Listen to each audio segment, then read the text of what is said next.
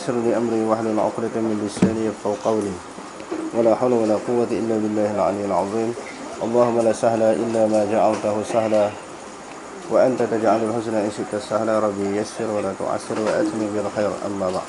Sudah tak?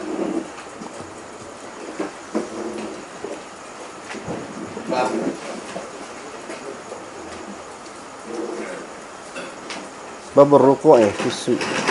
Bab du'a'i fi ar-ruku'i. Hadis yang ke-794. Eh?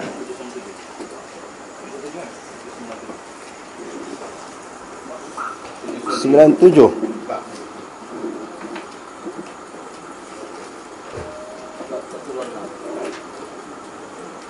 Belum lagi baca dah. Oh, baca dah ya.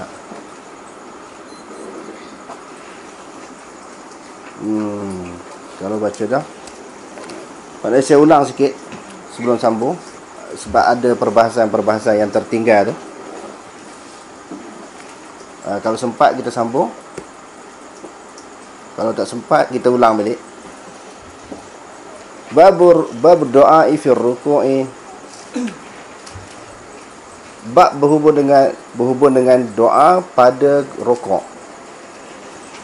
Maknanya ketika kita rokok, kita disunatkan ke ataupun tidak kita berdoa?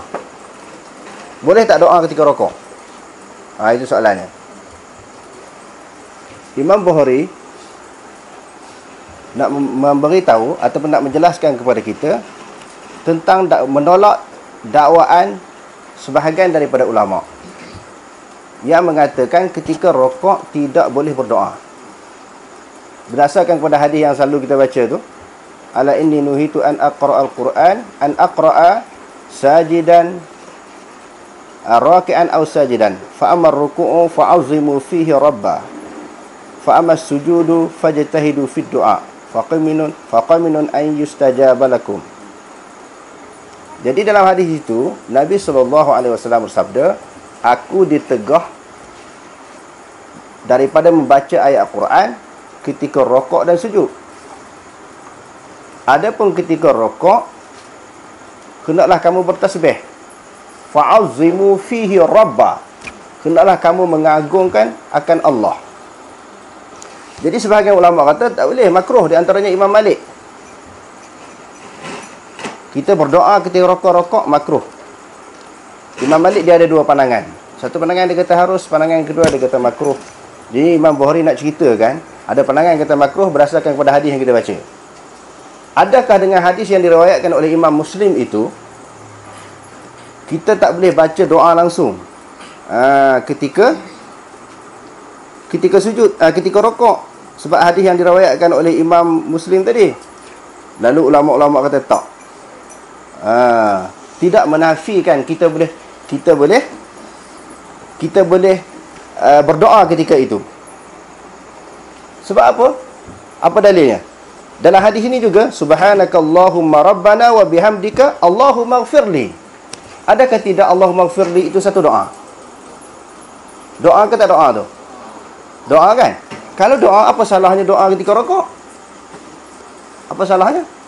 Jadi dia nak jawab, ada pandangan ulama kata tak boleh doa ketika rokok.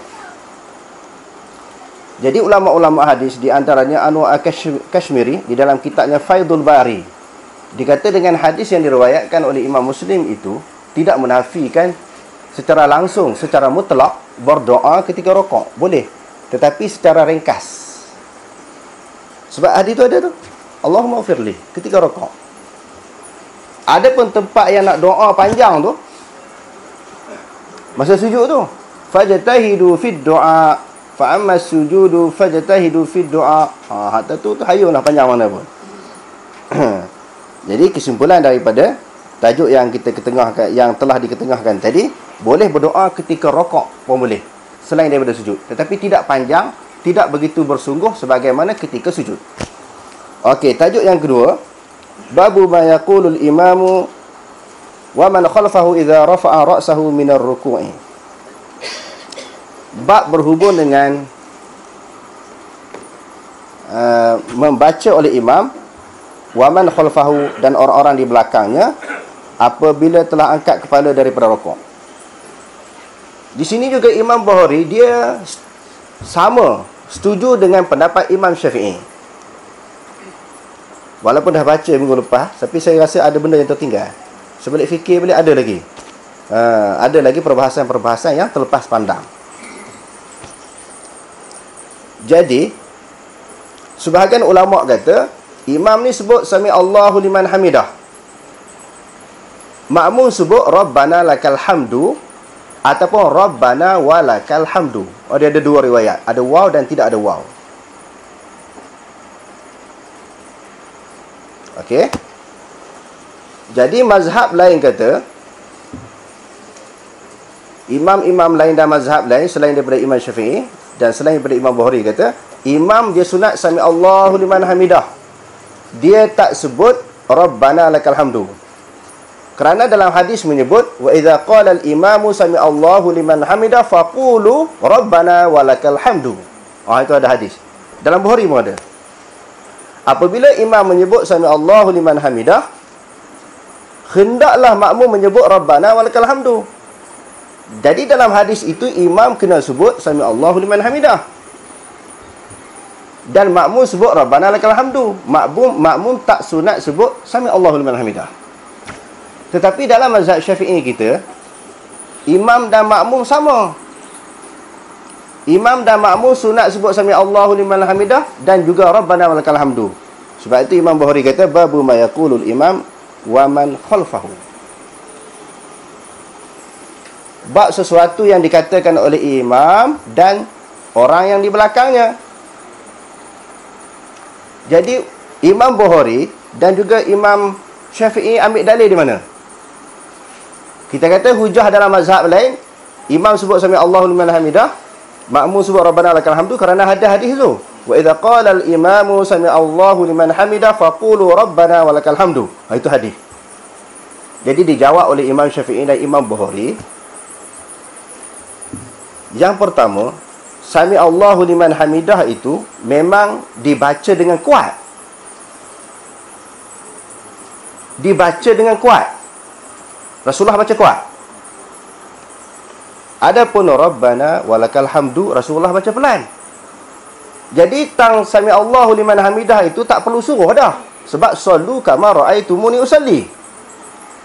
Sembahyanglah sebagaimana kamu melihat aku sembahyang. Okey, aku sebut Sami Allahu liman hamidah, kamu makmum, kamu imam, kamu ikut je. Nampak tak? Cara peristidlalan tu, cara dalil tu. Memang Rasulullah tak suruh sebut Sami Allahu liman hamidah, tetapi Rasulullah sebut hadis yang umum, sallu kama ra'aitumuni usalli. Sembahyang sebagaimana kamu melihat aku sembahyang. Jadi Rasulullah sebut tak benda tu? Sebut kan? Sami Allahu liman hamidah. Jadi makmum pun sunat sebut, imam pun sunat sebut. Jadi bila kedudukan imam Rasulullah sebut Sami Allahu liman hamidah, imam sebut macam tu kerana dalam hadis yang lain pun ada sebut. Hadis yang kedua, ju'ilal imamu liyutamma bihi. Dijadikan imam untuk diikuti. Sebab tu tang Sami Allahu liman hamidah Rasulullah tak sebut secara terang kerana disebut oleh hadis yang umum. Sallu kama ra'aitumuni usalli. Sembahyanglah sebagaimana kamu lihat aku sembahyang. Bila aku sebut Sami Allahu liman hamidah, kamu ikut je lah. Yang tu tak payah suruh dah. Hadis umum macam tu. Yang kedua, Rasulullah kata ju'ilal imamu liyutamma bihi. Dijadikan imam untuk diikuti. Jadi bila imam sebut Sami Allahu liman hamidah, kamu sebutlah. Nampak tak? Nampak tak? Tetapi tang faqulu Rabbana walakal hamdu, kenapa Rasulullah sebut? Sebab Rasulullah masa itu disebut pelan. Ketika dia beramal, dia berzikir, menyebut perkataan sebut, dia sebut dengan pelan. Jadi makmum di belakang tak dengar. Jadi untuk makmum semua tahu bahawa Rasulullah kata wa idza qala al-imamu sami Allahu liman hamidah faqulu Rabbana walakal hamdu. Sebab tu yang tu Rasulullah baca pelan. Jadi nak beritahu kepada makmum. Okey, sambung hadis hari ini.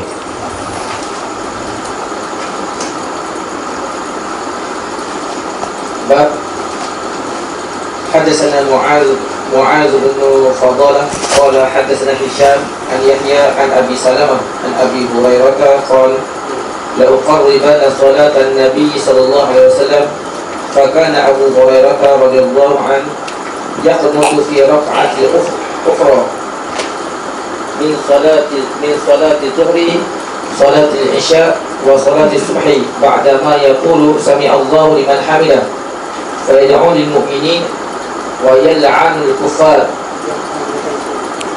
Imam Bukhari dengan sanadnya menyebut daripada Abu Hurairah. Abu Hurairah berkata, sesungguhnya aku menghampirkan, mendekatkan sembahyang Nabi SAW. Aku nak tunjuk suatu sembahyang yang sangat hampir dengan sembahyang Nabi. Rasulullah ni biasa sangat, selalu sangat. Dia tengok bagaimana Rasulullah SAW menunaikan sembahyang. Aku nak ajar kamu sembahyang yang sangat menyerupai ataupun hampir-hampir sembahyang yang telah ditunjukkan oleh Nabi SAW. Maknanya hadirin sekalian, walaupun tak 100% pun Rasulullah dah wafat, selang beberapa lama, mungkin lari sikit, tetapi aku akan buat yang terbaik, yang paling dekat sebagaimana yang telah ditunjukkan oleh Nabi. Maknanya tak nak lari tu, tak nak lari, tak nak beza. Apa yang dibuat oleh Nabi tu nak tiru 100%, kan? Lalu Abu Hurairah kata, yaqnutu fi raka'atil akhirati min salatil zuhri. Rasulullah ni kunut rakaat yang terakhir sembahyang zuhur. Maknanya sembahyang zuhur pun ada kunut. Sembahyang zuhur, hadis Bukhari, sembahyang zuhur ada kunut. Lagi sembahyang apa lagi? Dan juga sembahyang subuh. Maknanya kunut ini bukan tertentu khusus dengan sembahyang subuh. Semua sembahyang boleh. Semua sembahyang boleh buat kunut. Kita ni subuh, lepas tu sembahyang witir 15 ke atas sebut Ramadan, kan? Bukan tertentu yang tu. Maknanya berdasarkan kepada hadisnya 5 waktu kita boleh buat kunut. Sembahyang Jumaat boleh buat kunut. Sembahyang raya boleh buat kunut. Tak ada pelik. Tengok, Rasulullah pernah buat sembahyang zuhur. Sekali-sekala try buat. Buat, kan? Lepas tu kita ceritalah sebenarnya kunut ini dia bukan tertentu pada sembahyang subuh. Selepas itu pula, wa yad'u lil mu'minin, berdoa untuk maknanya untuk kebaikan orang beriman. Tengok apa doa dia. Doa untuk orang beriman dan dia melaknat kafir. Tuan-tuan baca semua hadis. Bacalah semua hadis berkaitan dengan kunut. Tak kira riwayat Bukhari, Muslim, Tirmizi, Ibnu Majah dan sebagainya, di luar daripada susunan sitah, apa-apa kitab hadis, kalau kunut ini dia adalah nazilah. Kunut ini adalah nazilah. Maknanya nazilah sesuatu yang berlaku kepada umat Islam pada ketika itu. Masa itu Rasulullah kunut. Dan dia tidak tertentu kepada mana-mana sembahyang. Selepas itu ditinggalkan, terus ditinggalkan. Rasulullah tinggal.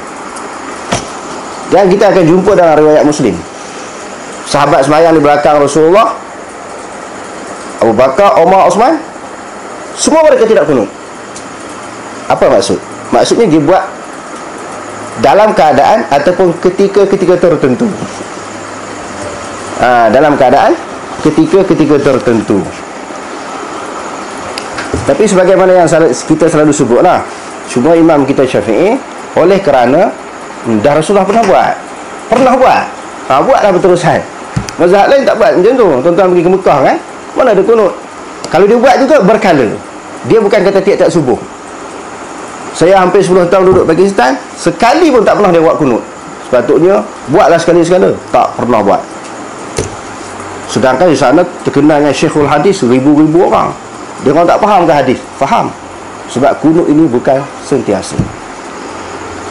Sebab itu ada pandangan yang agak keras sebahagian daripada ulama mengatakan kunut ini bid'ah. Tuan-tuan jangan terkejut, jangan pening, jangan menganggap dia Wahabi. Dia bukan Wahabi kerana isu ini. Sebab Rasulullah tidak selalu buat. Dia buat berkala, itu di dalam keadaan nazilah, sesuatu perkara yang berlaku. Tetapi malam ni kita bukan nak kelahi orang buat kunut, terpulang pada tuan-tuan, kan, tapi nak cerita dari sudut dalil. Dari sudut dalil. Dari sudut dalilnya macam tu. Jadi Rasulullah ni tidak selalu sentiasa buat kunut. Itu pun tidak ditentukan sembahyang subuh saja. Tidak ditentukan sembahyang subuh saja. Okey, terus.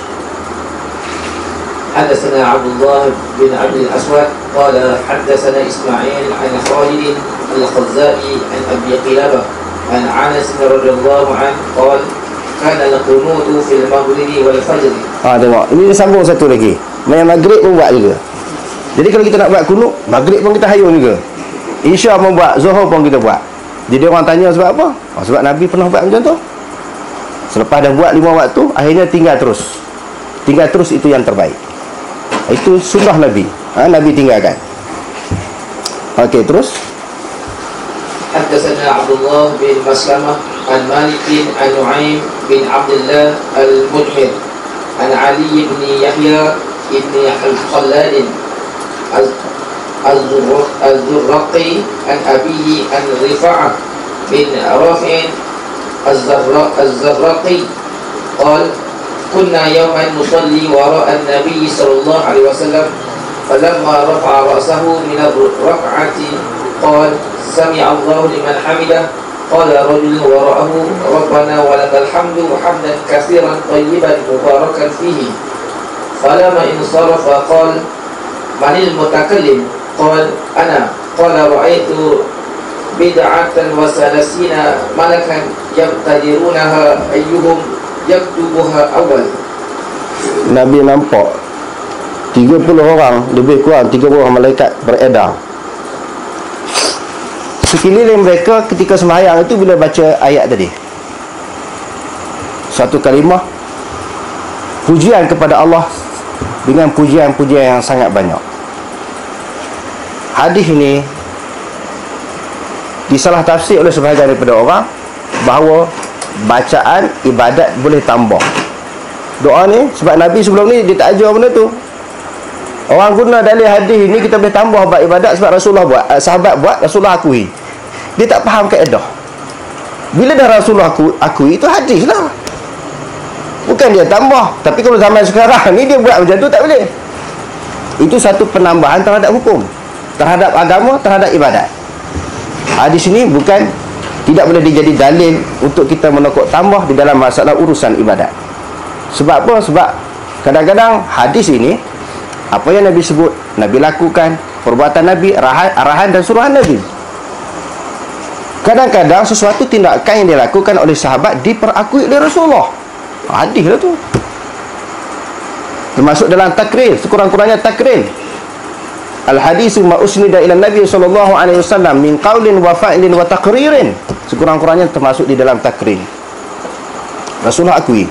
Maka apabila Rasulullah akui, dia adalah merupakan hadis Nabi. Kecuali Rasulullah kata tak betul. Ni tak boleh faham Rasulullah larang. Tetapi diakui oleh Rasulullah sallallahu alaihi wasallam. Wallahu a'lam.